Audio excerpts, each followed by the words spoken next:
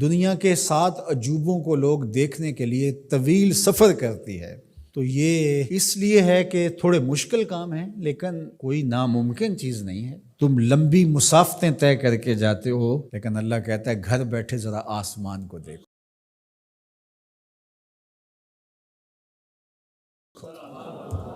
ایک فٹ کی ٹائل دنیا کا بڑے سے بڑا معمار بغیر کسی سپورٹ کے یا ستون کے کھڑی نہیں کر سکتا۔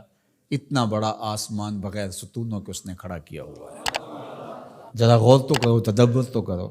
زمین کو دیکھو، زمین کیسے ہموار کر دی گئی۔ اللہ اکبر، دیکھنے کو تو مٹی ہے، لیکن اس مٹی کے اندر جب بیج ڈالتے ہیں تو مٹی کا رنگ کیسا ہے، اور جو بیج اگتا ہے وہ کونپل کا رنگ سبز ہوتا ہے۔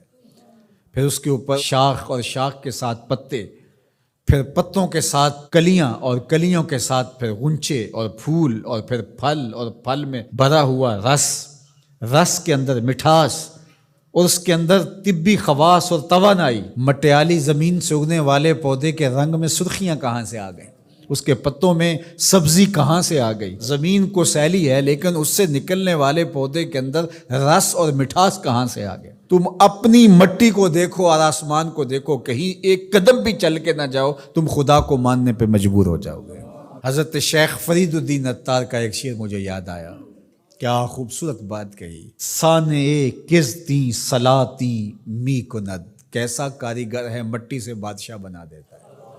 یہ جو زبان بول رہی ہے یہ مٹی سے بنی ہوئی ہے، یہ جو آنکھیں دیکھ رہی ہیں یہ مٹی سے بنی ہوئی ہیں، یہ جو کان سن رہے ہیں یہ مٹی سے بنے ہوئے ہیں، یہ دماغ جو سوچ رہے ہیں اور جو صغرے کبرے ترتیب دے رہے ہیں، جو کہا گیا وہ بھی، جو میں کہنا چاہ رہا ہوں وہ بھی یہاں گھوم رہا ہے، یہ دماغ بھی مٹی کا بنا ہوا ہے۔ یہ سیاہ گھنے بال، یہ خوبصورت چہرہ، یہ رنگوں کی سجی ہوئی دنیا، یہ سب کچھ مٹی۔ یہ پھول مٹی سے نکلا، یہ انار مٹی سے نکلا۔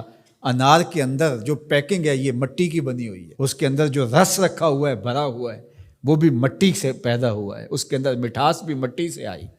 کیسا کاریگر ہے جو مٹی سے کبھی انگور بناتا ہے، کبھی کھجور بناتا ہے، کبھی اسی مٹی سے سبزیاں پیدا کرتا ہے، کبھی اسی مٹی سے پھل پیدا کرتا ہے۔ تو یہ مٹی سے اس نے کیا کچھ بنا دیا۔ اگر آپ دیکھ لیجئے یہ پوری کائنات مٹی سے بنی ہے۔ یہ جو خوبصورت میز آپ کو دکھ رہی ہے یہ کہاں سے نکلی؟ یہ درخت سے آئی نہ، درخت کہاں سے نکلا؟ یہ مٹی سے نکلا۔ یہ لوہا کہاں سے نکلا؟ یہ مٹی سے نکلا۔ یہ ستون کہاں سے آیا؟ مٹی سے۔ یہ قالین کہاں سے آیا؟ یہ جو کپاس اگتی ہے اور یہ کپڑے بنتے ہیں یہ کہاں سے آئے؟ آپ بولیں گے مٹی سے۔ اپنے عضو کو دیکھ لیجئے، یہ سب مٹی سے بنے ہیں۔ آپ نظر گھما کر کے دیکھ لیں، آپ کو جو بھی شے نظر آئے گی آپ کو مٹی سے نکلی، زمین سے نکلی ہوئی دکھائی دے گی۔ غور کر لیں، تدبر کر لیں۔ اللہ اکبر، یہ شہنشاہ، یہ کج کلا، یہ کاریگر، یہ شاعر، یہ ادیب، یہ فلسفی، یہ بال کی کھال ادھیڑنے والے، یہ باتوں میں حسن پیدا کرنے والے، یہ شعر و دنیا کے بڑے بڑے جادوگر، یہ کہاں سے نکلے؟ جواب آیا مٹی سے نکلے۔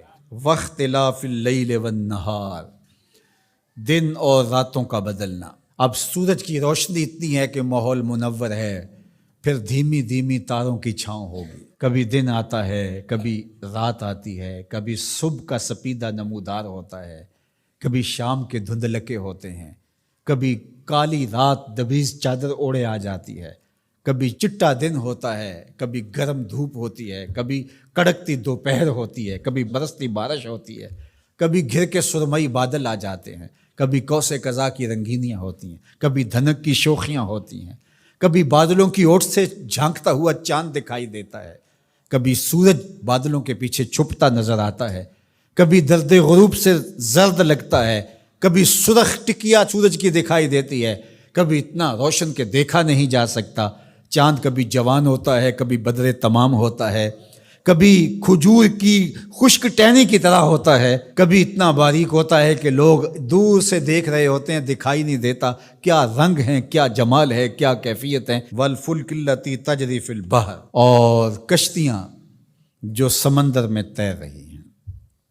ایک فٹ کا لوہا لے کر کے آپ پانی میں پھینکو ڈوب جائے گا، لیکن ہزاروں ٹن وزن لیے ہوئے اس میں لوہا بھی ہے اور بھی چیزیں ہیں، ایک جہاز پانی میں تیرتا ہوا ایک ساحل سے دوسرے ساحل تک پہنچ جاتا ہے، ڈوبتا نہیں ہے۔ وما انزل اللہ من السماء من ماء، اور آسمان سے بارش برستی ہے، گھر کے بادل آتے ہیں، کبھی بوندا باندی ہوتی ہے، کبھی موسلادھار بارش ہوتی ہے، آسمان سے پانی اترتا ہے، کبھی برف کی شکل میں، کبھی شبنم کی صورت میں، کبھی بارش کی شکل میں، اور پھر کیا ہوتا ہے؟ فَأَحْيَا بِهِ الْأَرْضَ بَعْدَ مَوْتِهَا، زمین مری ہوتی ہے پھر زندگی آ جاتی ہے۔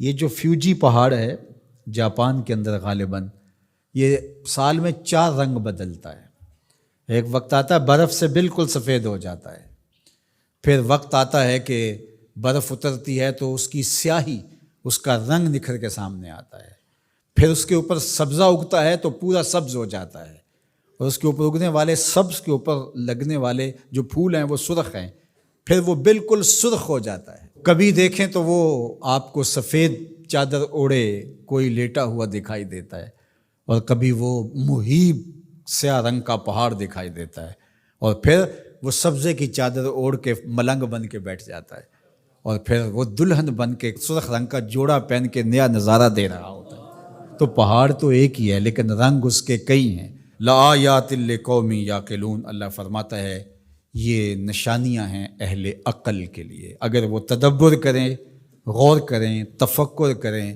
جب کوئل کی آواز آتی ہے تو اس کے لہجے کے اندر یہ درد کس نے رکھا ہے؟ جب بادل گھومتے ہیں اور پانی لے کر کے ٹنوں کے حساب سے گھوم رہے ہوتے ہیں تو یہ کس نے سہار رکھا ہے ان کو؟ یہ آسمان بغیر ستون کے کیسے کھڑے ہیں؟ یہ زمین سے سبزے کیسے اگتے ہیں؟ ہم آکسیجن اپنے لیے ان ہواؤں سے کیسے کشید کرتے ہیں؟ رحم مادر کے اندر نقش و ونگار کیسے بنتے ہیں؟ زندگی کی رمق کیسے آتی ہے؟ حیات جاویداں کا نور کیسے ملتا ہے؟ رنگوں کی کائنات کیسے آباد ہوتی ہے؟ بچپن سے لڑکپن، لڑکپن سے جوانی، جوانی سے بڑھاپا، اللہ اکبر، اسی کی شانیں ہیں۔ تو کہا اگر تم غور کرو، تدبر کرو تو تم اس کے وجود کا انکار نہیں کر سکتے، اور جس تمہارے ایک رب نے یہ سب کچھ پیدا کیا، تمہارا حق ہے کہ تم اسی کو معبود مانو۔ تمہاری پیشانی، تمہاری جبین نیاز کسی اور کے آگے نہیں جھکنی چاہیے، تمہارا سر جھکے تو مالک کی دہلیز کے اوپر۔